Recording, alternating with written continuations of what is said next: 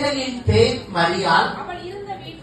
அவள் இருந்த வீட்டில் தேவதூதன் பிரவேசித்து கிருபை பெற்றவளே வாழ்க, கர்த்தர் உங்களுடனே இருக்கிறார், ஸ்திரீகளுக்குள்ளே நீ ஆசீர்வதிக்கப்பட்டவள் என்றான்.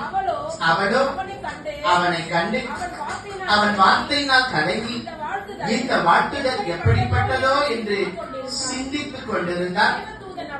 தேவதூதன் அவளை நோக்கி, மரியாளே, பயப்படாதே, நீ தேவனிடத்தில் கிருபை பெற்றாய்.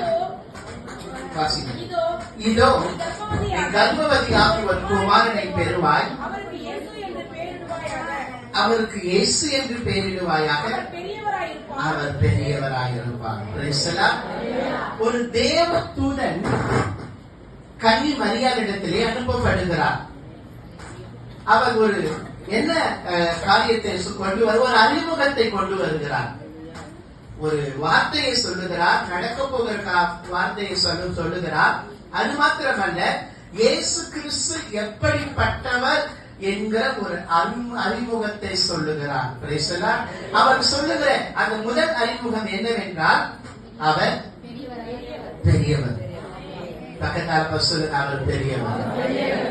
இந்த கிறிஸ்துமஸ், இந்த பிறந்த நாளுடைய தேவ செய்தி, அவர் பெரியவர்.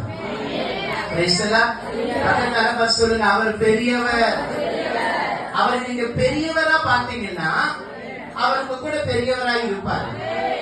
உங்க பிரச்சனைய பெருசா பாத்தீங்க, இயேசுவ சின்னதா பாத்தீங்கன்னா அவர் சின்னதா தான் இருப்பார் உங்க வாழ்க்கையில.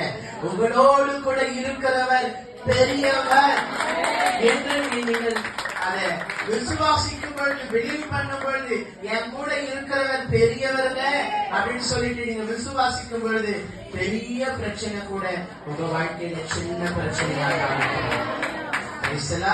இன்றைக்கு எத்தனை போராட்டங்கள், பாடுகளோடு நீங்கள் உபத்திரவங்களோடு இருக்கிறீர்கள் என்று எனக்கு தெரியாது. கர்த்தர் அதை அறிகிறவராக இருக்கிறார். எத்தனை பாடுகள், உபத்திரவங்கள் இருந்தாலும் இந்த நாளிலே கர்த்தரை நீங்கள் பெரியவராய் பார்ப்பீர்கள் என்றால் அவர் பெரியவராய் இருப்பார். கர்த்தர் உங்களை ஆசீர்வதிப்பார்.